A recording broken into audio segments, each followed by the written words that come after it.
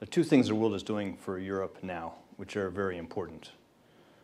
One is we are very supportive of the IMF playing a significant role in reinforcing the reform process in Europe. It's a supplementary role to the European financial role. It's not the dominant financial role, it's appropriate in that case, but it's a significant financial role in that context. We've been very supportive of that and will continue to be.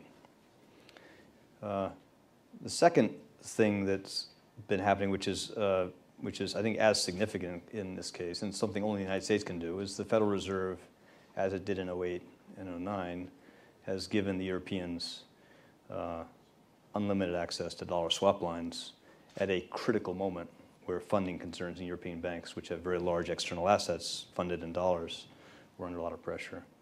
That's something only we could do. We did it early, very, very powerful, substantial scale, and the Fed's indicated that they'll leave that framework in place as long as it makes sense for them to do that. Now, the IMF is in a very good position, I think you can see based on the commitments you're going to see people talk about this week, to demonstrate to the world that although it has $400 billion in available resources today, very substantial pool of money relative to I think any other time in the IMF's history, it has the ability to raise additional finance from other countries very, very quickly if it needs to do that. And I think that's good because that'll prove to the world that there's a substantial capacity that can reinforce what Europeans are doing and help cushion, if necessary, the effects of any European trauma on the rest of the world. And we were actually very supportive of that process, and we'll be very supportive of it this week. Now, what we have been, to be honest about it and be direct about it, what we did not want to see is people look to the IMF as a way to substitute for a more forceful European response. We didn't think that would be tenable, not fair, not really realistic or plausible. The world would agree to do that.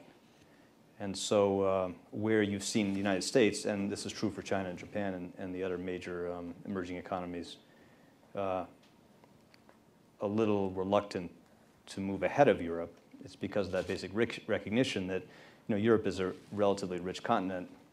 It absolutely has the financial resources to manage this problem. It's got to play the dominant financial role. And we wanted to see them put a more forceful commitment behind that basic reality, financial reality, before the IMF came in and said, okay, it'll do what's necessary to help make sure it can reinforce and supplement that role and cushion the effects in the rest of the world. So that's the rationale for our strategy. One last point. The economics of a swap line that the Fed provides the European Central Bank and the national central banks, and the economics of a country that lends money bilaterally to the IMF are not very different. Because when you lend money to the IMF, you have a liquid interest-bearing claim on the fund, which you can draw on if necessary. It has the characteristics of a swap in some ways. We're the only ones providing this directly to Europe.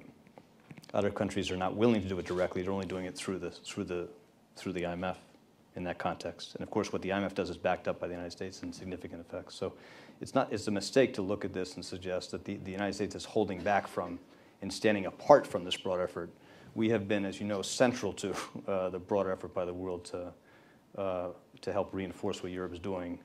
And we're doing it in ways that are most effective for what Europe needs right now, available early and in very substantial force.